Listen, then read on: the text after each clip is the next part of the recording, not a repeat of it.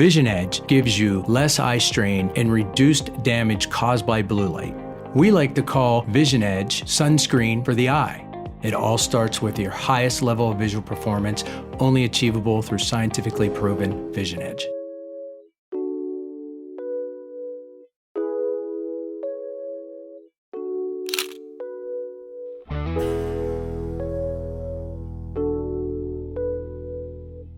Hello and welcome to the Open Your Eyes podcast. I'm Dr. Kerry Geld, the host of the documentary Open Your Eyes.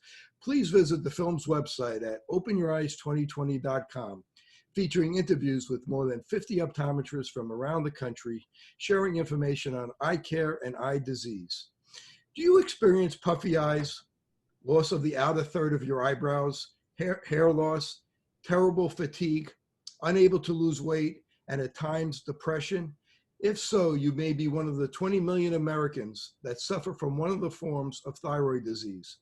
Today's guest, Dr. Alan Christensen, is a world expert on preventing, treating, and reversing thyroid disease.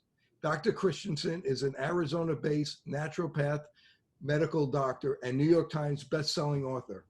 His books include The Adrenal Reset Diet,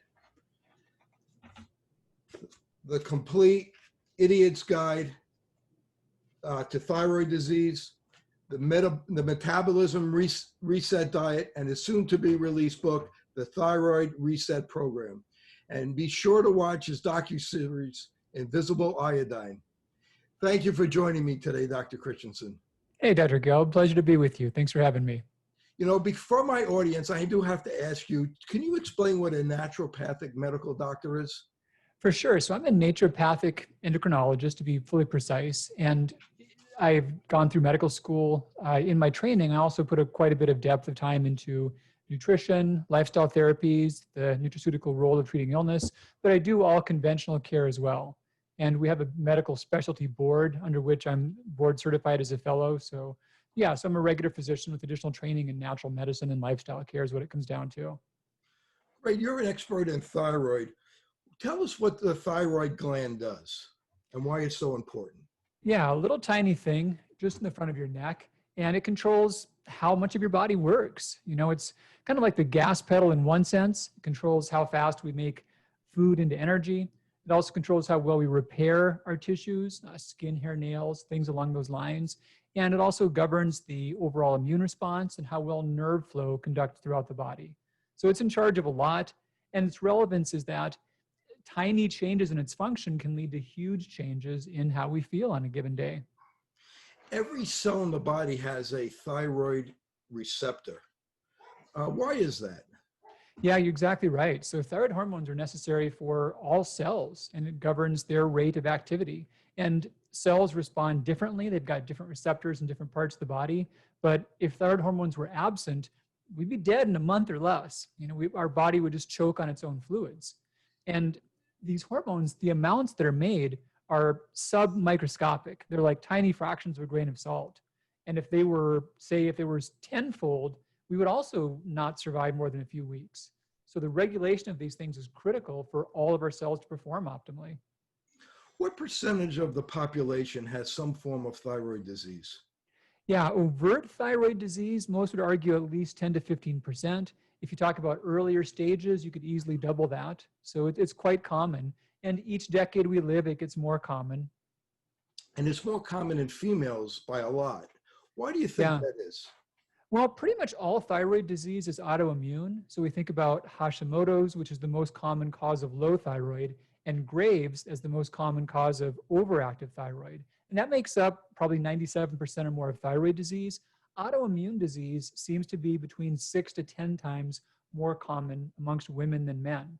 And we think that there's some role between the estrogen testosterone difference, how that affects the immunity. We also think that a lot of these diseases are based upon genes that are more common on the X chromosome, which women have 2 of. And finally, we think that interactions between the cells from the placenta and a woman's circulation may also be parts of driving autoimmunity. So women get more autoimmune thyroid disease, and thyroid disease is mostly autoimmune disease. There are some people get hyperthyroid, some people get hypothyroid. Why does that happen? Why do some go one way and why do some go the other way? You know, it sounds like a simple question, doesn't it? And the funny thing is that the diseases are almost identical. They're almost the exact same thing. So in one case, I mentioned about Graves' disease, the thyroid has receptors as well, and it's listening to see when the body wants it to work. Imagine like you hit the doorbell and you open the door, right? So the thyroid's got a doorbell, and when the brain rings the doorbell, it opens the door and lets out some thyroid hormone. Well, sometimes that doorbell gets a short circuit and the immune cells are attacking it. So nobody's at the door, but the doorbell's going off. So that's the one more common overactive disease. The underactive one is where the insides of the thyroid just get broken up by the immune system. And those diseases, they're all, in terms of the molecule that's the target of attack by the immune system, they're almost identical. They're barely different. And there is also overlap. There are many cases in which people's immune systems attack both of those targets. And they can be overactive or underactive or progress back and forth. So yeah, even though they can manifest so differently, they're almost the same thing. And one last bizarre wrinkle is that because your body works so hard to make the most of thyroid hormones, we try to make the right amount. It's never perfect. So everything out in circulation has a lot of tools at play to help it fine tune and juggle, almost like local politics and federal allocations. And because of that, when there's way too much thyroid hormone, your body fights it, and you might even feel like there's too little. And then vice versa, when there's too little, you really hold on to it and use all you can, and you can feel like there's too much. So the symptoms can jump and forth, be back and forth on either side of that. What's the average amount of time somebody gets a proper diagnosis if they have a thyroid issue? That's a great question. Our best estimates are about 10 to 13 years. So it's a long haul. People first get symptoms. There can first be signs of a measurable autoimmune response. And then there's ways by which the body starts to compensate. But by our formal guidelines and by some standards of practice, the way we pick it up can only show up after we've really decompensated. So yeah, first we're attacking the gland, then the gland's trying to hold on. It's only when it can't hold on anymore, that's when it commonly gets diagnosed. So it's a good question. There can be a large gap between those things. People can suffer for a long time. And why is it so hard to diagnose? And to go with that, what are some of the symptoms that people may have? Yeah, so the symptoms, I'll jump on that one first. The symptoms can be common things you can see from a lot of conditions, and that's one difficulty. And a lot of things too, I heard somewhere that 20% of the population has a certain cluster of symptoms on any given day, even when they're perfectly healthy. So there are things like vague aches and pains and fatigue and malaise and mood changes. We all have our days that are off. And so it can be hard to separate a bunch of bad days from a disease process. And then too, there's a lot of ways by which when our body isn't working right, it affects us in ways that are not distinct from one another. So that's another problem. But some of the big symptoms, we think about 3 big categories of thyroid symptoms. So one is categories, how the thyroid affects our output of energy. When we can't generate energy, we're tired. Our muscles ache. We get injured from exercise. We don't enjoy it. Our brains are sluggish. We forget things easily. Our mood is lower. We get anxious. We're less resilient to stressors. The other big category is how the thyroid affects protein synthesis. So we have drier skin. Our nails are more brittle. Our tendons are more prone to injury. Women can see diffuse thinning of head hair as a real common part of that. And all these ways connective tissues aren't that great. And the third big category of symptoms relates to the gland itself. So in the disease state, the gland can become painful or sore. That's not as common in most types, but it can also just swell. And it's rather typical to see some changes in the voice, hoarseness or difficulty swallowing or sensations of pressure. So those are the real big symptoms. And people tend not to have a large number of symptoms, which can seem odd, but they often have just a couple that are unique to them. Has thyroid disease, the incidence, has it been increasing over the years? It sure has. And we look at autoimmunity. We've got a lot of data on thyroid cancer. And thyroid cancer, its changes do correlate with changes in hypo and hyperthyroidism. And we can measure the cancer types easier, so they're often used to gauge to answer that question. And thyroid cancers itself, they've gone up 3-fold since about 1980. And it's not more detection, it really is on the up. So we see the same trend about other versions of thyroid disease. the data are not as clear because thyroid cancers is better documented. But yes, thyroid disease is clearly on the rise. Why do you think thyroid cancer is on the rise, and what do you feel is the main causes of thyroid cancer? Yeah, that's a great question. It being on the rise, so funny thing is that the most common, almost all thyroid disease comes down to autoimmune Hashimoto's. That itself covers 95% of this. That term, the doctor who developed that concept, we named it after him, that all came about in 1907. And so 2007 inspired a lot of researchers to say, what do we have to show for the last 100 years? You know, what have we figured out since Dr. Hashimoto got us started? And they've been giving a lot of new critical analysis. What they've found is that there's really three big drivers of thyroid disease that hold true after a lot of ways you would refine the data. And it's age and gender and iodine status. Those are the big three that really matter the most. Age and gender, not easy things to really control or correct midstream, right? But our iodine status seems to be the biggest opportunity as far as something we can do something about. So how about like the fluoride and chlorine and bromide? How does that affect the thyroid? And that's a great question, Dr. Gelb. And there's been a lot written and thought about that. And that 2007 thing that I mentioned, a lot of old ideas were revisited, and in some ways, new data was generated. Also, old data was reanalyzed. So you mentioned several things. So fluoride, chlorine, and bromide. So those are all halides. They're all things that sit in the same column in the periodic table as iodine does. They're all quite a bit further up. They're not anywhere near as high proton atoms as iodine, but they're all in that same table. So it's thought they might act similarly. Fluoride is well documented to block thyroid function at high enough dosages. And prior to the 40s, before we had thyroid-specific slowing medications, fluoride was used for treating hyperthyroidism. The same thing could be said true for lithium. However, there's a threshold below which fluoride doesn't seem to be relevant, and that's probably between 5 and 10 milligrams per day. So there have been several pretty large studies looking at areas that have very unusual amounts of elemental fluoride naturally occurring in the waters. And in some cases that may alter thyroid function, but fluoridated waters don't appear to change it, nor does fluoride used for dental treatments, nor does the ambient amount of fluoride found in a lot of common foods. So then we think about chlorine and chlorides, and it turns out they don't really have direct interactions with iodine. Chlorine gas can be deadly. Chlorine exposure can be an irritant for those that are asthmatic. So not to give chlorine a free pass in all ways, but it has been looked at with association with thyroid disease and found not to be relevant. Last up you mentioned was bromide, and that's fascinating. This has been undergoing a big change in our perspective on it. We thought that perhaps because it was in that same column, it might alter thyroid function. There were some pretty big studies done, and people were given doses of bromide way outside of what you would ever consume by just the ambient levels in the diet. And really their thyroid function, it didn't budge. And some groups, even at the highest dosages, it wasn't significant, but their thyroid function seemed to get a bit better. So yeah, and now, this is bizarre, now bromide has been recategorized as an essential nutrient. We now know that we need it for some nutritional pathways of collagen synthesis. Is there any foods that have bromide in it other than the artificial bromide they put in like bread? Yeah. So brominated dough conditioners, there's also brominated coloring agents. You can find things like Mountain Dew or whatnot. Yes, there's a lot of ambient levels in foods.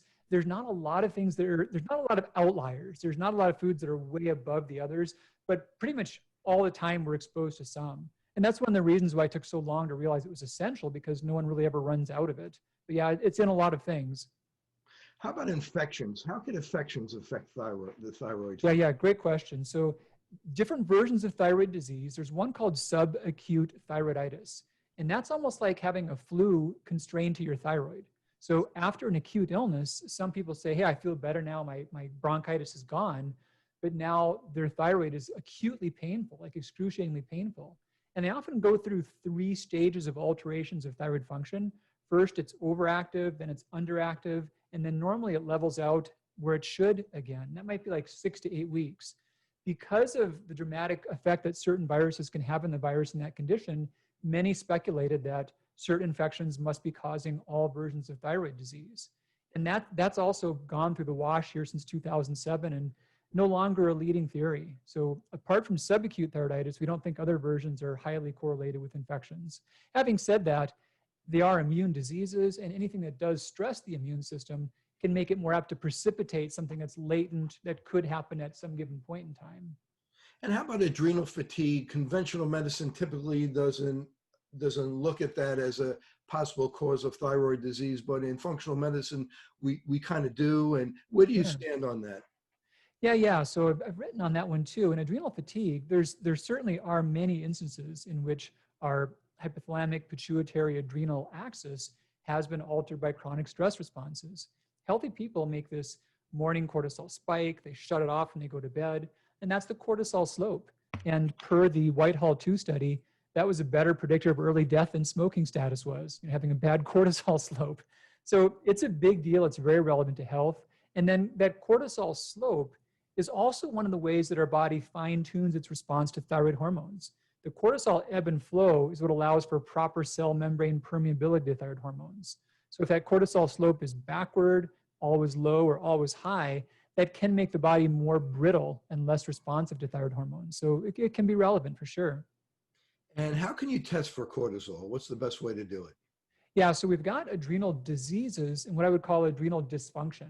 And the adrenal diseases, they're not as common. They're a little more easy to diagnose. And in those cases, even screening blood markers of cortisol can be good starting places because there's really little being made. So when the thyroid gets low, like Hashimoto's, the immune system breaks it down.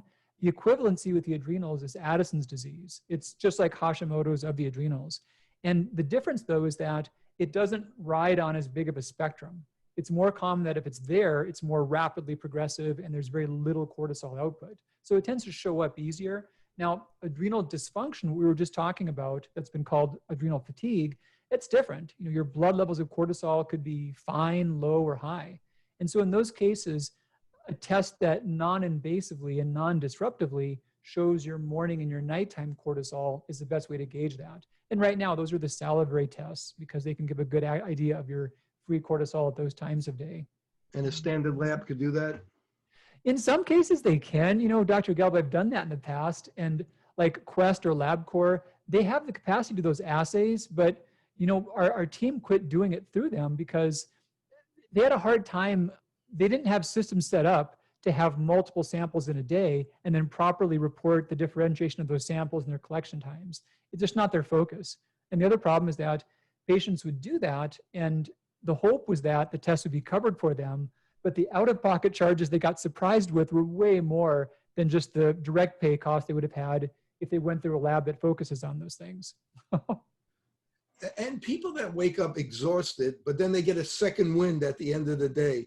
Can you talk about how that affects the cortisol cycle?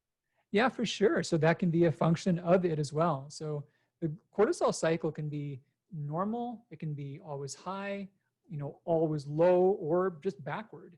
And the backward cycle has been colloquially called the wired and tired stage. And that can often be what you're describing. Dr. Gelb, a simple symptom that can help someone really know if their adrenals might be relevant to their conditions or not is how repeatable their symptoms are, how predictable they are to a time of day. One of the big things about adrenal function, it controls the body's circadian rhythms. So yeah, if you feel well, but a big problem is you're wiped out, but you get this crazy second wind always about maybe mid-afternoon or maybe like nighttime, that's a big sign there may be an issue with that circadian cycle. Not to go down a rabbit hole, but if you go outside in the morning and you're getting morning sun, how does that help our circadian rhythm? That's a great point. There's probably few things more powerful than what you just described for helping reset our circadian cycle. My book on that was one of the biggest therapies I encourage the most. And the thought is that it's a window of your first hour of being awake, and it's about a half an hour of exposure to your eyes. So this is your work here. So it's not about bronzing in your Speedo, it's just letting your eyes take in some sunlight. And you could probably explain this better than I can, but we talk about light intensity in terms of lux units. And even indoors in a bright environment, it's not the same thing that it is outside on a cloudy day. So we just don't get that exposure we need for our circadian cycles. Right. It's so important for us to go outside in the morning to get morning sun for a half hour. And people don't realize how it could really affect how they feel at night, help them sleep better, help them wake up with more energy, just to get some morning sun. I It's know the for single me, thing I encourage the most for good adrenal health. I know for me personally, I always drive, if I can't go out in the morning, I drive with the sunroof open just so I can get some sun. That's great. So if we could talk about foods and how that could affect the thyroid. What are foods that are bad for the thyroid? What are foods that are good for the thyroid? So this is awesome. This is what I'm really excited about with the next book and that whole new renaissance that's come these last few years. There's also been a lot of ideas about, what's driving thyroid disease, how are foods played into that, and we've known that autoimmune diseases can cluster, and we've seen that there's the overlap between celiac and thyroid disease. There's a lot of theories about maybe gluten was the culprit. People have thought about certain elements of plant foods that are perhaps inflammatory being culprits. And when it's all been said and done, a lot of things may have some contribution, but everything that's relevant all together, all that together is nowhere close to the effect size of iodine. Number 2 through number 20 together is nothing compared to the effect of number 1, and that's iodine. So if we go back to 1992, tragically, we had 112 nations on planet Earth that were categorized by the World Health Organization as severely iodine deficient. And we had a whole lot of people that, they were born, they developed, they never got a fair shot to have healthy brain function because of this critical mineral deficiency. So they put a lot of efforts into this, and it was a huge win for public health. By 2014, that 112 number was down to 0, which was great. However, there's this window of iodine tolerance, and people have different windows. Those that have the narrowest windows are those that are most prone to thyroid disease. And so as of 2014, now we've got 0 nations severely iodine deficient. We have 52 nations that are categorized as at risk for thyroid disease due to iodine excess. And the United States is one of those. So how do we reconcile? There's a lot of doctors that recommend high dose iodine, 10 milligrams, really high dose, 20 milligrams. Yeah. And a lot of times those people wind up with hashimoto's or hypothyroid. How do we reconcile when somebody needs iodine, when they don't need iodine, and the difference between iodine and iodide? Sure. The last one's real easy. I'll jump on that one first. So iodine and iodide, basically iodide is an oxide and iodine is the volatile form that's more chemically active. Iodine is not stable on the Earth's surface for very long. So we do make it inside our thyroid, but pretty much all versions either start out as iodide or they become iodide once they contact the skin or the gastrointestinal tract. We oxidize that via thyroid peroxidase and make it into iodine within select compartments of the body like the thyroid. So so basically all roads lead to iodide within the body, and we convert that. The one exception is when the amounts, there's appropriate amounts, deficiency, excess, and then toxicology. So toxicology is where there's so much iodide that it spontaneously converts to iodine, even when the body's not trying to do that. And that's when iodine becomes fatal. And that's why it was it was the most common cause of suicide in the early part of the last century. So that's a simple one. In terms of why is there a big discordancy in medicine, boy, we'd have to sit down and have some beverages and talk through that one for a little while. But there was basically one group, one author who wrote about this in the early 2000s, and he inspired a few others. And his ideas, they seemed really plausible and they were very intuitive. They were very logical. But so many things about thyroid and iodine are neither intuitive nor logical, and they don't really suffer our common apprehensions. So we often think that if a nutrient does something, then more of a nutrient must do more of that thing. But when we look at how the body works with our nutrients, our hormones, our biochemistry, there's many examples that are not true. And we see a lot of C-shaped curves or J-shaped curves in the relationship between a disease and a nutrient. And there's no more striking examples in the case of iodine. So deficiencies cause disease, but excesses cause disease. And the gap between those can be as little as 150 micrograms. So this one group had some ideas that again seemed plausible, and they took on some steam, they ran some momentum, but they just didn't fly with what we've learned in the last century about iodine. And the story's gotten stronger and further away from that approach. So we're finding that actually it's an iodine excess that's causing the problems. Where are we getting all this iodine? Are we getting it from the air? Are we getting it from the sea? Are we getting it from the salt? Are we getting it from our food? Where are we getting it all? You know, all of the above, some are more relevant than others. Curious thing is we do get some from the air. That's probably more relevant if we're right by coastal areas, but it's probably not a big contributor in most cases. So we do get iodine in iodized salt. Funny thing is that a lot of popular salts today have more iodine than iodized salt does, such as pink Himalayan salt. It probably has twice as much based upon assays. We do get it in our foods, but the forms that are most relevant are where it shows up as a contaminant. So it's a contaminant in dairy foods. Cows are often given teat sanitizers that are iodine based. In fact, in this coming year, there's massive amounts of work trying to find non-iodized products that are effective sanitizers, that are safe, that are not an irritant to the udder. So that's a focus of a lot of research, but much comes in from contamination. And then with the other big source is breads and baked products. And I think that's why many have felt they've improved their thyroid function by going gluten-free. They've cut out a lot of unnecessary iodine. So some companies use iodine as a dough conditioner. This is bizarre. Some big assays have shown that you could go down to your supermarket, buy some bread, different brands, healthy brands, commercial brands. You might find 7-8 times a day's safe intake in one slice of bread. And if you look at the label and if you look for iodized dough conditioner, that's not a valid predictor of how much iodine will be in the bread. So it's some version of a contaminant. Yeah. And how about in like personal hygiene products? Yeah, that's a phenomenal thing that I'm pulling out in this book. So they've outlawed the use of iodine in hand sanitizers because too many hospital workers were developing thyroid disease, and they found a link that way. Iodine does absorb across intact, healthy skin, probably about 4 to 5% of it does. And when we think about its relevance at the microgram potency, that can be a lot. So I've done some investigation and found that about a quarter of personal care products might have enough to augment or push you way above a safe daily dose. How about like seafood and nori and seaweed? Yeah.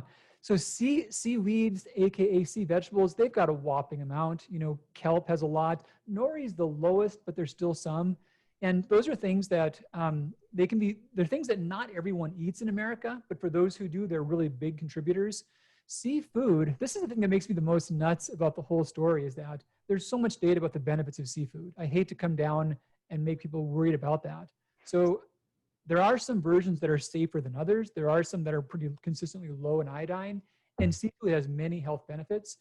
It's also not as variable of a category. So it does have it, but it's not likely to have this much and then that much. It's more consistent. So yeah, I do encourage people to educate themselves and use versions that are still keep it in the diet, but think about lower iodine sources of it. There was a study with Japanese women and breast cancer and iodine. Could you explain that? Yeah. So another common thought that's popular in natural medicine is that iodine is protective against breast cancer, and that it's been argued that towards the argument that we need more iodine, one line of thought has been the Japanese are healthy people, they consume more iodine, therefore it must be good. And also the Japanese women have lower rates of breast cancer and they consume iodine, so therefore iodine must be protective. But when they've looked more closely and looked at subpopulations, they've actually taken Japanese women and categorized them based upon their iodine status, those that have the most, the moderate, and the least. And they've then compared their iodine status to their development of breast cancer. And it turns out iodine status is one of the stronger predictors of development of breast cancer amongst Japanese women. This has shown up in studies in other parts of the world as well. But there's been talk about even using iodine as one of the screening tools for breast cancer. So yeah, it's not protective that way. So in that study, the women that urinated the most had the most iodine in the urine had the greatest risk of breast cancer. They took some groups of women that were known to be diagnosed with breast cancer and those that were not, and then compared them based on their iodine status. And they found a strong link between those that were by far the highest, more represented than those with the breast cancer. The question I had when I read that was, is it possible that the women that have more iodine in the urine are just urinating it out more and not keeping it? And that it's really from lack of iodine because they're not keeping iodine, or is it really just because they're eating too much foods, or it's exposure? Yeah, fair question. So urinary iodine, as it correlates to whole body iodine status, the problem is that it's a horrible diagnostic tool. It's pretty much meaningless at the level of the individual, but over the level of populations, There's about a 97% correlation between urinary iodine excretion of a population and of their overall iodine status.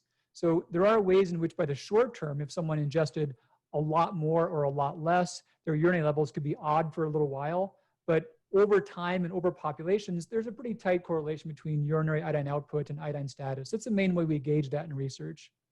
Thank you for that. At one time, people were recommending iodine for fibrocystic breast disease Yeah. and fibroids. Is that still something that you would recommend or not anymore? That's an awesome question. That's also part of how the idea of high dose iodine got on the radar. The first author that talked about that, he was a gynecologist. He had seen some studies in which high dose iodine was shown to be quite helpful for fibrocystic breast disease. So basically it can help symptoms, but here's the story we've learned since then. The current term is fibroadenomatous breast tissue. We used to call it fibrocystic.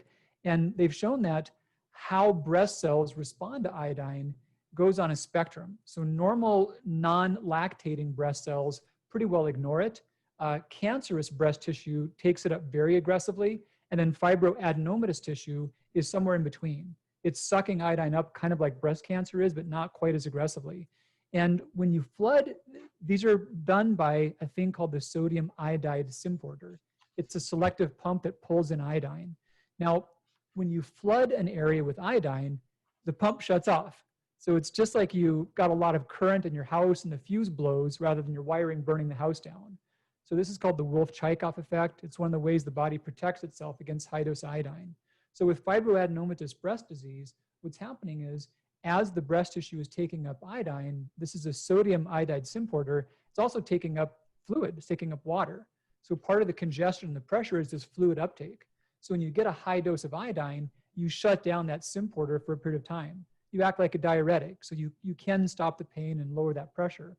However, that mechanism doesn't last for more than about 3 to 6 weeks, and longer term, the effects can be the opposite. Macular degeneration is a leading cause of vision loss, with 15% of Americans being at risk or already affected. Scientific evidence proves that by using mesozeaxanthin, lutein, and zeaxanthin together replenishes the macular pigment and promotes healthier vision. This formula comes in only one product, MacuHealth. Thank you for tuning in to the Open Your Eyes podcast. If you like the video you're watching, please hit the like button. Also, hit subscribe for weekly new episodes of the podcast, along with pod winks and bonus content. All right, let's get back to the show. How does iodine get in the air? Well, it's in the air. It's everywhere. It's quite permeable. And there's an iodine cycle that's really just like the water cycle, which is why it ends up in the oceans. So one study about iodine being ingested from the air looked at a group of people in Ireland that, per their dietary habits, they were expected to be iodine deficient, but they were not. And they tracked the exact people when they were in coastal areas and then away from coastal areas. And they tracked the ambient iodine levels in the atmosphere in these different regions. And yeah, if they were in coastal areas that had these massive kelp beds, they were breathing some in. And we've also known that in industrial applications where iodine is high in high amounts in airborne settings, people can get toxic from that as well. So it's in the air. There's more of that in coastal areas. And yeah, we get a little bit from that. So what do you think causes goiters? Yeah, that's a great question. And not a simple answer on that. A lot of things are involved with goiter causes. This can be... And what is a goiter? If you could explain that first. Yeah, thank you. So a goiter is an enlargement of the thyroid that's not productive. It's getting bigger. It's not making enough hormone necessarily, but it's not making too much. And it's more of an even diffuse enlargement. If we were to look back to the early part of the 1900s, parts of the US, a third of the kids around the Great Lakes had goiters. And iodine fortification came about because too many possibly eligible soldiers for World War I weren't medically eligible because of goiters. That's why it came to the public health attention. So now, apart from the overt deficiencies or overt excess, we know that there's some genetic factors for goiters. We know that alcohol status, tobacco status is relevant. We know that body weight has some predictive value. But yeah, they're not as common in the modern world, but those are some known factors. Do you feel it's from lack of iodine? Well, that can be. So severe iodine deficiency is a known historical cause. That's no longer a relevant current cause, but certainly can be a factor. So what do you recommend? Do you recommend that people take iodine supplements anymore, or people in the United States, or are we just getting enough from our food and it's not necessary to take supplements anymore for iodine? Not necessarily to take supplements, and the most critical population in which that could be relevant would be pregnant women, the most vulnerable to being low in that. And the Cochrane Review Group did a pretty large study looking at all the data on whether even pregnant women should take iodine supplements. And their conclusion was that when they do so, they do have higher rates of thyroid autoimmunity, they do have higher rates of morning sickness, but there's no improvement to thyroid function for mother or baby by doing so. So it seems there's really no benefit for any group to do so. So from all the research you're doing, we don't really need to take iodine supplements. We get enough from everything that we're exposed to in our food. And by having too much iodine could actually lead to problems such as. Correct. There are always outliers. So I have seen people that are total raw food vegans. All they're consuming is raw plant foods. And I have seen some develop iodine deficient goiters from that. So I'm not saying it's not possible, but standard American diets, most healthy diets, paleo diets, most typical vegan diets, people are getting enough or they're bordering on too much. Actually, one big study looked at US subpopulations. And if you break down the US residents by age, ethnicity, and gender, many subpopulations, 30 to 50% of them are at the highest risk levels from iodine excess. So yeah, many are getting too much. Let's turn our attention to Hashimoto's disease. You mentioned it before as an autoimmune disease. It's the most common cause of thyroid disease. If you could explain maybe the different stages and what are some of the early symptoms that would alert people? Yeah, so Hashimoto's, you're right, it's by far the most common version of thyroid disease, and it's an immune response. Earliest symptoms are going to be things along the lines of changes in energy output, easier weight gain. Sometimes the issues about speaking changes or swallowing can show up, memory changes, menstrual irregularities, the dry skin, the hair loss. And in terms of stages, the first stage is when the immune response starts to target the thyroid itself. So the immune system identifies thyroid proteins as being foreign. Now the mechanism with that, this comes back to iodine again, there's a protein called thyroglobulin. And when we make thyroid hormones, we iodinate thyroglobulin. We make the main thyroid hormones out of that. When there's too much thyroid, too much iodine, the thyroid can only get rid of so much so fast. And the extra amounts, this is now iodine, not iodide, the extra amounts, they oxidize thyroglobulin. And they make it and also thyroid enzymes appear foreign. So yeah, the immune system first starts to identify these things as foreign and they start to attack it. The next stage is the attack progresses and the body has to really yell at the thyroid to make it work. It can keep up, but it's got to be yelled at to do so. And then the final stage is then decompensation, to where the gland is being yelled at, but that's not enough. It just can't keep up anymore. Let's talk about the labs to help diagnose this. Talk about TSH, free T3, free T4. And I know you're not a big fan of reverse T3, but how come you don't like reverse T3? And when would you do that lab? Sure. So the first thing about general labs for screening for thyroid disease. So yeah, TSH, that's the one that's pretty much in part of all panels. That's the brain asking the thyroid to work. It's backwards. So the more your brain is telling your thyroid to work, the higher the number goes. And it's a good tool. It's actually one of the earliest indicators. I think the biggest drawback about it is that conventional doctors can put too much weight on the normal range. We've got lots of evidence that the normal range contains a lot of values that may not be healthy, that may not be considered best thyroid function. So then we have the output from the thyroid, T3, T4. They can be measured by their total protein bound forms or their more accurate free fractions. We've got the thyroid hormones, the thyroid antibodies. There's three main ones we measure. There's thyroid stimulating immunoglobulin, antithyroid peroxidase, and antithyroglobulin. And these are things that they can be present with autoimmune thyroid disease, but they can also be absent with autoimmune thyroid disease. Kind of an odd concept, but they don't actually cause autoimmune thyroid disease. They're smoke, but they're not the fire. They're often present, but not always present. You can have hot coals and no smoke, but still have damage going on. So yeah, so you can have negative thyroid antibodies, but still have thyroid disease. And then for structural evaluation, we think a lot about the thyroid ultrasound. And sometimes that's a good way to gauge autoimmune disease when it's not apparent through the blood markers. You mentioned Go ahead. No, what range would you feel is optimal for TSH, free T3, free T4? Yeah, there's a lot of data that's been done on how those numbers look in people that have no thyroid disease and have no reason to have abnormal thyroid function. And the funny thing is that T3 itself, so many people have answered that question by they should all be on the high side. So TSH being backward, it should be on the low side. Others should be on the high side of normal. But I put more weight on how it plays out in healthy populations. So healthiest populations, they've got a low TSH, not below range, but between about 0.4 and per study, 1.9, 2, maybe 2.5. But there's a lot of data saying that the further you get above 2, the more probable you are to have problems with your metabolism, long-term disease risk for certain cancers. So yeah, somewhere around 0.4 to 2 is a good range for that. Odd thing is that in healthy people, they tend to have low normal T4 levels. They tend not to have the highest levels of T4.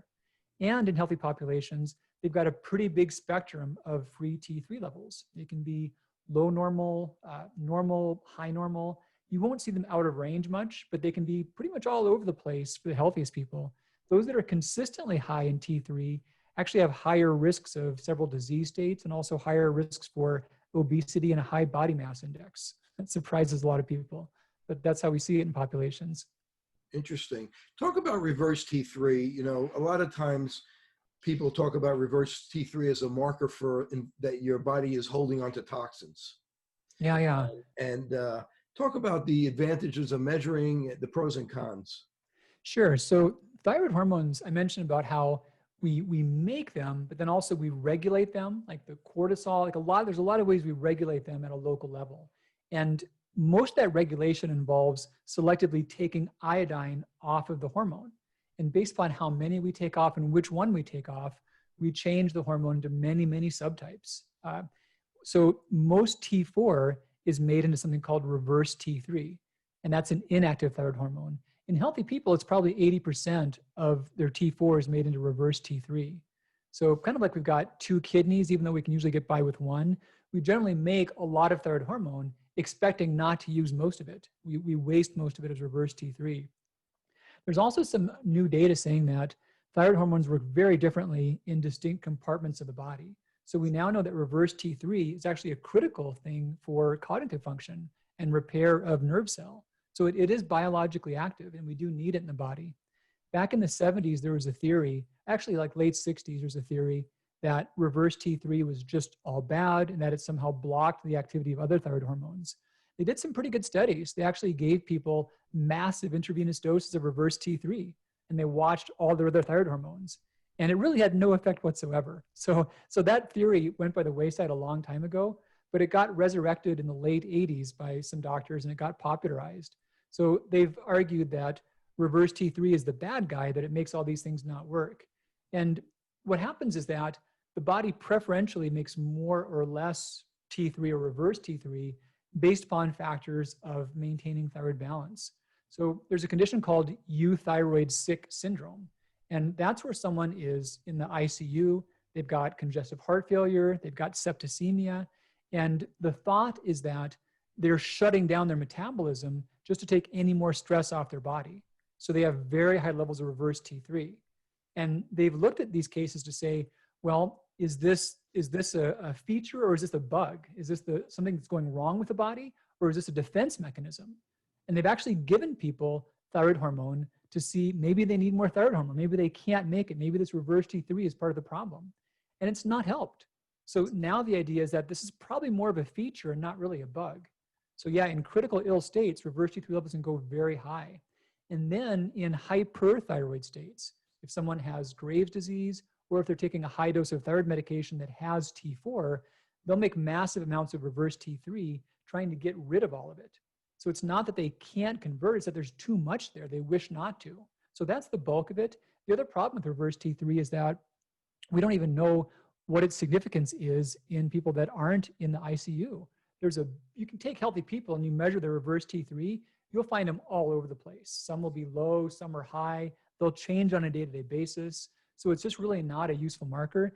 A pitfall that I see is that people can measure that and see it high, and they'll think they have some odd problem or some odd disease. And either they're fine, it's not relevant, or they're just taking too much thyroid hormone, and that's the main problem behind it.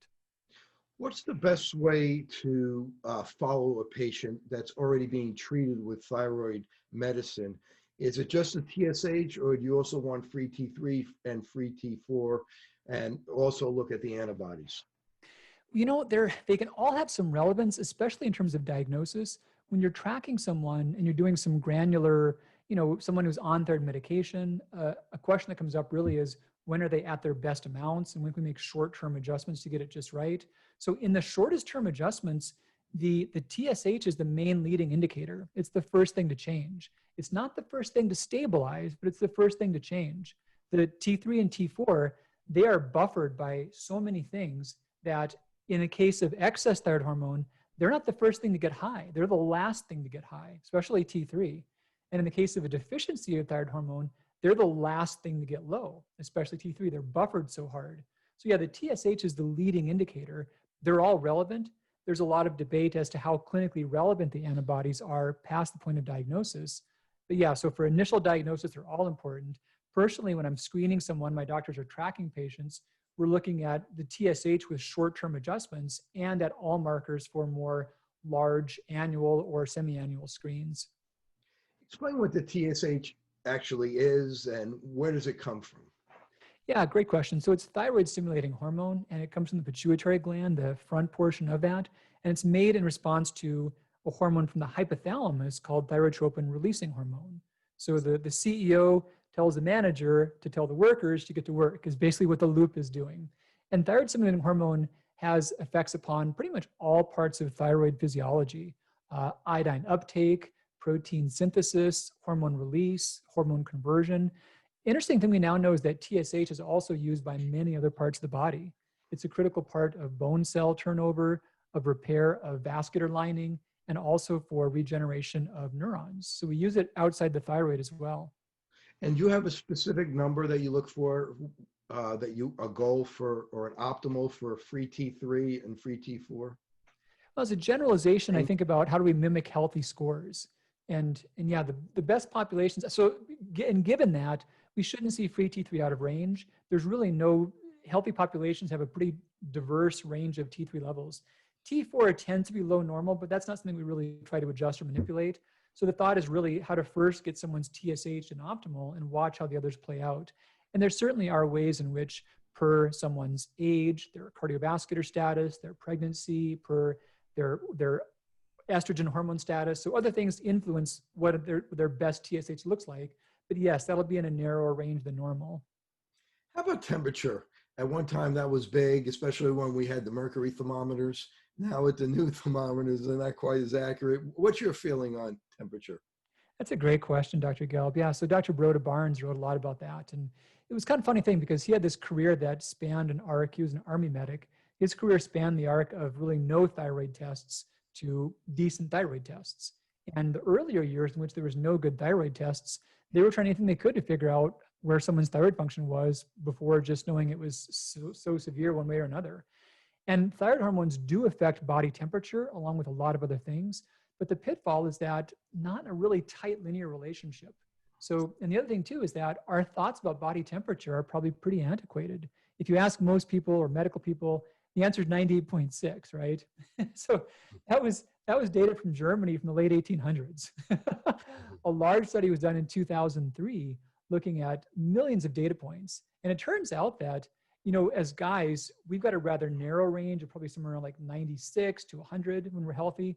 But women, they can be in the low 90s to the upper 99s, low hundreds, perfectly normal, with no disease states. A partial truth is that with severe excess of thyroid hormone, in the case of thyroid storm, there often is a fever present, but that's more so of a late stage like ER manifestation. There's not a linear relationship for most people between thyroid hormones and body temperature. So yeah, not a good diagnostic tool.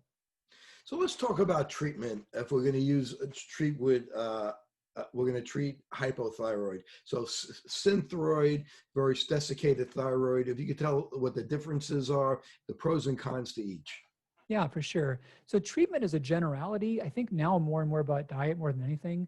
The bigger studies that I've cited and looked at have shown that 78% of people can often have their disease reversed within 3 months by just diet therapy only. Those that are on treatment, and many do need treatment, many need it longer term. There's been, historically, the use was more common for desiccated thyroid, natural forms of thyroid. Starting in 1980, that switched almost overnight over the course of a few years to synthetic hormones and T4 only being the main reason, being the main treatment.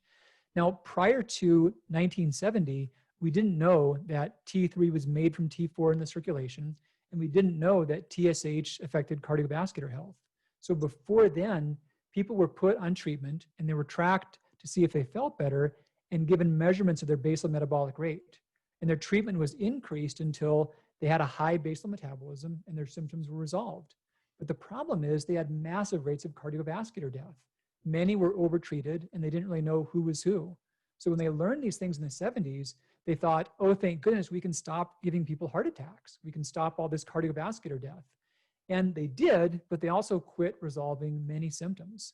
So there's now a lot of reinterest in including T3 therapy, such as combination therapies like natural desiccated thyroid. And there's many papers now that are coming out, many that are being done.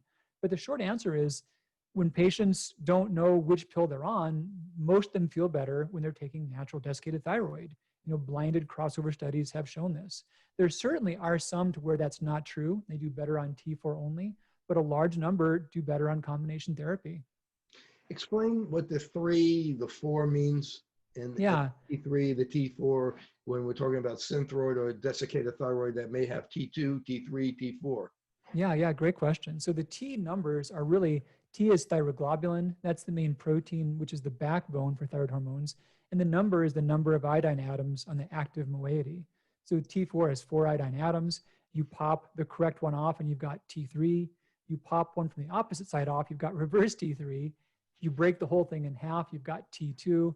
There are also lesser hormones and more variations on those. But so far we know for sure that T4, T3, and one type of T2 are biologically active. And those who make their own thyroid hormones have got all 3 of those in a certain proportion. So one argument for desiccated thyroid is that you've got these 3 things like the body would do it normally. And desiccated thyroid comes from where? It comes from pigs. They make it from pigs. There are some over-the-counter versions that come from cows. Those aren't regulated, and there are valid fears about prion-based diseases, mad cow disease and whatnot. So pigs are the preferred source of that, and they are available in forms that are standardized. Are you partial more to Armour, or natural nature thyroid, WP? Which one do you tend to be? You tend to use the most? So WP and Naturethyroid, and I'll explain that. So the differences between brands of natural thyroid are how tightly the manufacturer chooses to regulate. They all have a certain mandatory regulation window. They can't do worse than that. But some may choose to voluntarily go tighter than others. The other difference is just inactive ingredients. So Naturethyroid and WP have a manufacturing tolerance of about 2% variation. And then WP has, the only inactive ingredients are coconut and artichoke. So it's pretty clean. Other brands just have, so there's NP thyroid, which has about a 5% manufacturer's tolerance. And then Armour thyroid has about a 10% manufacturer's tolerance. So which one, if someone's a new thyroid patient, if you're going to start them on a medication, typically what do your doctors do? Which one? WP is our favorite. It's got the narrowest tolerance of variation, and it's got the least binders or fillers. And how do binders and fillers affect different medications, especially in thyroid? That's a great question. In many cases, their effects are probably not relevant, but all things thyroid, we're living in a world of micrograms. So, a milligram is a grain of salt, a microgram is 1/1000th of that. And so tiny changes in absorption or binding can yield large effects in the clinical outcome. So in most cases, if someone is on the same thing all the time, if it's at least consistently made, they can probably calibrate and adjust that for their own needs. But when they go from brand to brand, they might be starting over. And there are those to where their absorption is more difficult, and it's harder for them, even if they're on one brand, to get consistent results because they're not breaking it down consistently. At one time, people recommended LDN or low-dose naltrexone for autoimmune thyroid disease. What's your feeling on that, and is it effective at all? Not strong feelings either way. I've not looked at it in deep for some time. I did a survey with a group of people that were big proponents of that. This is probably like 15 years ago. And The survey results kind of underwhelmed me in terms of the effects they were claiming to see. No one was too excited about that. There are some known complications, such as a seizure risk from that, which is probably rare, but yeah, I don't see strong, compelling data, and there is some negative data, which is also not strong, so I'm rather indifferent. I don't see it as really treating the cause in any way. When people are taking thyroid medication, what's the best way to take it and what time of the day? Yeah, so time of day is relevant. Morning is probably the closest mimic to your body's own biological function, and it's really critical to have it absorb well. So first thing in the morning, chug it down with a glass of water, give it an hour all by itself. Having said that, there's a lot of data about T4 being inhibited by coffee even 10 to 12 hours later. So people that have a hard time with a dose that should be enough or have a hard time staying consistent, they may need to rethink their coffee usage. Some take their thyroid right before bed to work around that. Can be an option, can be a little trickier, but yeah, that's a big factor. How about calcium pills or different types of vitamins that could interfere? Yeah, anything, when it's taken at the same time, anything can interfere. When it's taken afterward, even 6 hours, many common types of calcium can be a culprit. The more insoluble types like oyster shell calciums, calcium carbonates, Algacal, which is popular now. These are things that can make thyroid hormones not absorb effectively. So if you're taking, say, calcium, does it cause a thyroid, the medication to have increased medication, work more or work less? Almost universally poor absorption of it. But the difficulty is it can also be poor and erratic. So it'll never make you get more of it, but if you're always doing it that way, some days it may not block it as much, so you might get erratic results still. How about people that wake up and have to go to the bathroom in the middle of the night? They get up at 3 o'clock in the morning while they're up to take their thyroid medication. Sure. What's your opinion on that? Totally cool. I actually tell people, put it in if you don't have kids or pets that might get into it, you can flip your medicine cap. A lot of medicine bottles, the cap, you can invert it and screw it back in, and it makes a little bowl on top of the bottle. So you flip the cap, you put the tablet in that bowl, you go to bed.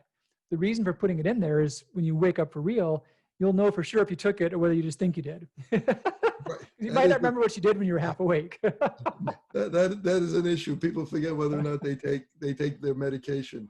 Very common. So what is it about slow release thyroid medication as opposed to taking a big bolus at one time? That's a good question. So there are some compounded forms that are made of methyl cellulose that are made to be slow released.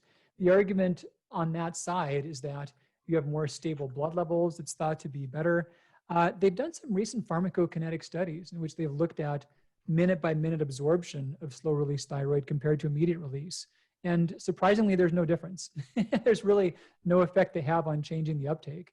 The other consideration is that we always want to mimic what the body would do when it's working at its best.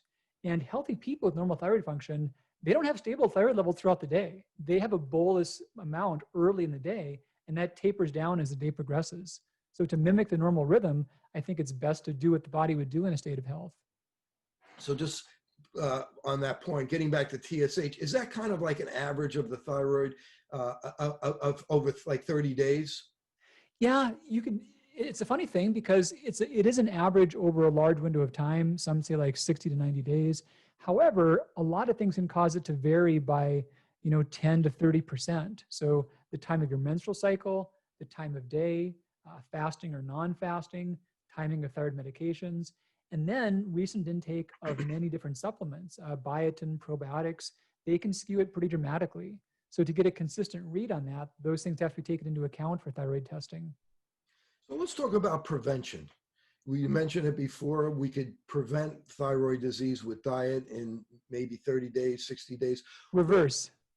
Reverse. How can we do that? What's the diet? What's the prevention? What do you recommend?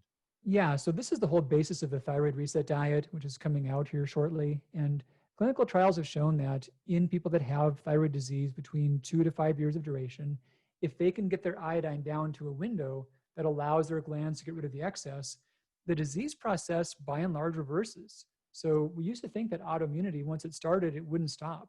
But now we know it's got to be in this context, it has to be maintained by something. And if there's not the extra iodine to maintain it, it goes away from many people. So really the one action step in the studies that were done was to pull iodine down to a low enough level.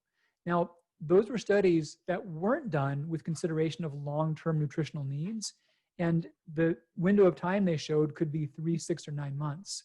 So when I wrote the Thyroid Reset Diet, I worked with some nutritionist friends and some chefs.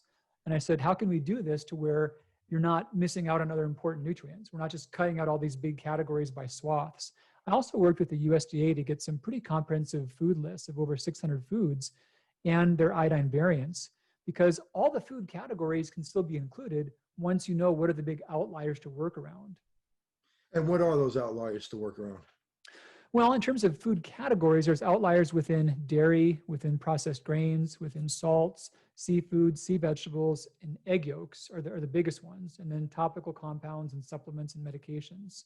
So, but yeah, all those food categories, like for example, with breads and grains, any kind of commercial bread can be a problem, but homemade breads can be fine. And whole grain products, brown rice or whatnot, they're not an issue. So there are a lot of options in all the categories. And how about selenium and zinc? What are the nutrients that we need to make the thyroid work properly?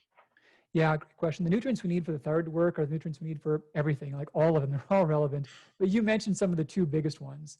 Probably selenium, zinc, and iron deserve the most attention for their central roles in thyroid function. And of those, probably none even more so than selenium. So people have a range of iodine tolerance that may be somewhat genetic, but if anyone is below their selenium needs, their range of tolerance becomes narrower. So selenium does a lot to help buffer and regulate the body's use of iodine. Do you recommend people eat Brazil nuts or actually take selenium vitamins? You know, this is a funny thing. I can't think of many examples like this, but the evidence suggests that both dietary sources and supplemental sources are useful, but in ways that are probably distinct. So I do encourage 100 to 200 micrograms in supplemental form, and I do encourage good dietary amounts. And you just mentioned the biggest positive outlier by far is the Brazil nuts. 2 to 4 a day is a great habit. And how about high fiber foods to help with the thyroid? Yeah, good thing for lots of reasons. Honestly, we could talk all day about the ways in which fibers, all the categories of fibers are good for the body. So yeah, they're wonderful for tons of health reasons. And how about staying away from foods, processed foods or foods with toxins in it? Yeah, also good for general health. And this is funny because I've just been scouring the literature for the last 3-4 years, all things I can find about diet and thyroid. The literature is pretty absent on that. You know, you want to eat, your thyroid is not separate from the rest of your body. So you want to be healthy. You want all of you to be healthy for your thyroid to be healthy. But there's not a lot of data about things. Really, once you get past the 30,000 studies on iodine, there's about 24 studies on gluten, and they're mostly showing that celiac and thyroid overlap. There's 2 studies showing that vegans had lower rates of thyroid disease. There's 1 study on autoimmune paleo diets showing that it didn't help thyroid function. And there's 1 study done in Croatia showing that certain food categories predicted thyroid autoimmunity. And it was really mostly saturated fat that was the biggest culprit. That's pretty much data we have on, besides iodine, that's basically the data we've got on diet and thyroid disease. How about detoxification? Does that help? Like as you mentioned in your book, the azuki beans. Yeah. So in general, there's also data about other waste building up within the thyroid, mercury, cadmium. And yeah, lots of great foods can be helpful for lessening waste's ability to reabsorb from the gut back in the bloodstream. So green foods, high fiber foods, all very good things. Are you a fan of infrared sauna? Yeah, sweating, saunas, more ways you get junk out of your body, exercise, lots of breathing, it's all good. And how about goitrogens? Goitrogens, yeah, so pretty well studied, very relevant in areas of endemic goiter, which as of today on planet Earth are none. So the relevance that goitrogens have apart from that, they're generally compounds that are useful for our health. So glucosinolates and cruciferous vegetables, for example. Funny thing is that a lot of things that we know are good for us from plant foods are things that are actually poisonous in high amounts. So we call them phytonutrients. You could argue that they're phytotoxicants because most are really made to be insecticides or pesticides or herbicides. That's why glucosinolate's in broccoli, and that's why caffeine is in tea. And these are naturally occurring pesticides. The amounts that happen to be in our foods, we've adapted to them, and they seem to help us. So a little bit of that kind of a poison makes our liver stronger, makes our liver think, oh, I've got to get ready for something that might be worse down the road. If you were to take that out and purify it and take 1,000 times as much, you'd die from it. But luckily, and by no coincidence, the amounts we have in our common plants end up being useful. And apart from areas historically of endemic iodine deficiency, yeah, goitrogens are no different. They're things that have positive health benefits in context. And how about intermittent fasting? Um, not much data on thyroid specific effects as far as overall health goes. Some do quite well from that as far as a weight loss strategy. The data I've seen suggests that it often ends up being a roundabout way to lower food for some people. So if some people end up eating less by doing so, it's probably useful for them. And personal care products like red lipstick and, I guess the average female puts about 170 different chemicals on their body. How does that prevention, what kind of advice can we give? Yeah, for sure. That's the thing that's going to be, I think, investigated much more in the near-term future. We know far less about that than we should. So many things that we put on our skin, we might as well be eating them as far as how they get into our bodies. And yeah, we know about the role of iodine and its relevance, and that's barely just coming out. The FDA just started cracking down on its use in hand sanitizers, and it's been silent still on its use in cosmetics. That'll be coming out in the coming years for sure. And that's just one chemical. Yeah. So what kind of diet, I know there's not a lot of information on thyroid and diet, but what kind of diet do you typically recommend in general to help keep people healthy? Yeah. So I think a lot about diversity of food by category, as many categories as foods as possible. I think about the relevance of protein to overall food intake. I've seen a lot of evidence about our proportion intake of protein being a big driver of our body weight, our metabolism, our satiety. I think about a diversity of types of fibers. There's about 16, 17 naturally occurring types of fibers in our diet. And it's not really a thing, it's a category. So the more we can cover a big range of plants from root vegetables, leaves, stem vegetables, intact whole grains, legumes, seeds, nuts, more categories of things like that, the better we can do for our fibers. And, total food quantity, it is a very relevant factor. I think in the natural side, we can go too far to say eat good foods and talk about the quantities not being relevant, but they're relevant. When bears hibernate, they put on hundreds of pounds in a short period of time. They're eating berries and salmon, right? So yeah, you want to eat good foods, but the quantities do matter too. And as far as protein, where do you stand on protein? Like as far as grass-fed meats or, organic chicken and turkey, wild salmon, sardines, where do you stand on proteins? I've gone really deep into literature on, there's discussions about the ethics, the environmental impact. I don't consider myself experts on those arguments, but in terms of the health effects, I've looked very deep at all the literature on how different protein sources affect human health. And there's pretty strong evidence that smoked and cured processed meats above some threshold of probably 10 to 30 grams per day does start to raise the risk of some cancers. So lots of bacon, lots of sausage, there can be drawbacks to that. And there's also a lot of evidence that vegetarian lifestyles and vegan lifestyles are quite healthy. But once we pull apart the lifestyle and once we pull apart the habits and look at healthy omnivores, most of those benefits seem to go away. So a lot of the benefits from those diets are also from including a lot of the plant foods. So I think you can do well by including healthy plant foods, but I see no real arguments about, in the context of a healthy omnivorous diet, about animal protein sources being harmful. And how about supplements? Are there any supplements that you actually recommend to help with either prevention or with reversal or general health in general? Yeah, a lot of things can be condition specific. If someone has particular disturbances to their body state, they've got issues of gut health or detox, or you mentioned the adrenal function, things along those lines. Day to day, really just a good mixture of micronutrients. And I'm not even a fan of mega doses of those, really covering one's needs with a little bit extra, but not many-fold above daily needs. So yeah, with the exception of adding in iodine, just basic vitamins, minerals, there's a lot of discussion for every single one of those as far as amounts and forms and types. But yeah, we formulate a daily reset pack, which is targeted for those with thyroid disease, be their foundation for B vitamins, water-soluble vitamins, fat-soluble vitamins, vitamin D, macro minerals, essential fats. Those are all things someone should cover. Past that point, I'd be wary of too many extra pills, though. And how is your new book going to differ from this one? Yeah, so that one is really a good walkthrough on hyperthyroid cancer. This one is really focusing in on this new story about iodine and autoimmune thyroid disease and how it can be reversed and the logistics of it. And my last question that I want to ask you is because Graves' disease really could affect the eye very badly. Yeah. And I've seen you mention that of the two, Graves is easier to reverse than Hashimoto's. That's bizarre, isn't it? Yes. And why do you think that is? Well, just evidence, just clinical evidence. So it's more serious in a lot of ways, and untreated, it can be fatal. And tragically, I've seen patients that refuse treatment and they've died from that. So it's a big deal. And I know that. And Graves' eye disease can be disfiguring, and you know more about that than I do, but it's a huge thing. It's catastrophic.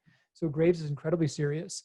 But when we look at the natural progression of the diseases and the likelihood of spontaneous reversal, so spontaneously, I've seen mixed numbers. I've seen numbers as low as 10 and as high as 24% of Hashimoto's can spontaneously reverse.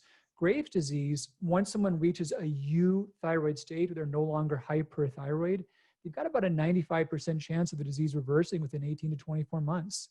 So it takes treatment, but with treatment, in more cases, it goes away than it does for Hashimoto's.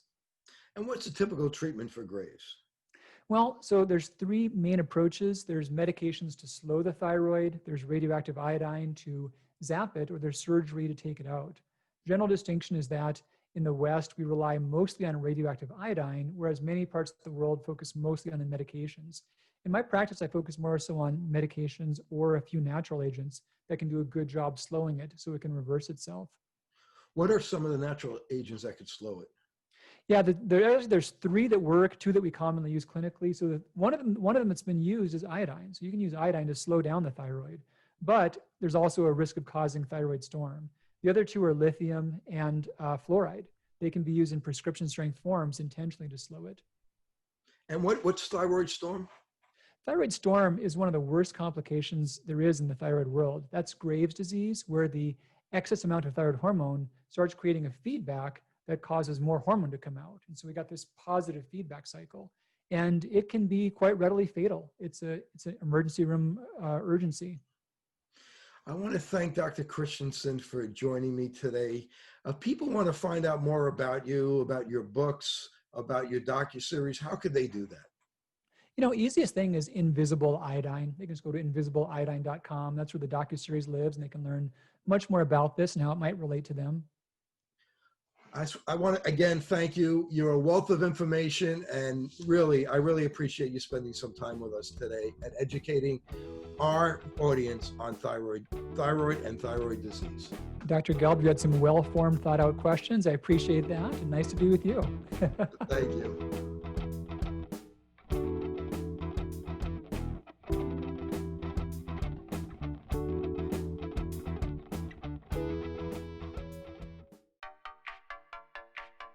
Since I bought Safe For You, my dad makes me clean his boat. Es natural y es un buen producto. Every time I go back to school, my mom always makes sure that I have my Safe For You products. I like to bring extra, and my roommates certainly don't mind. It's a good thing I had Safe For You to clean up after this little guy. When my hands get dry, I like to wash them with Safe For You. And most importantly, the reason why I buy Safe For You is because it's safe for me and you.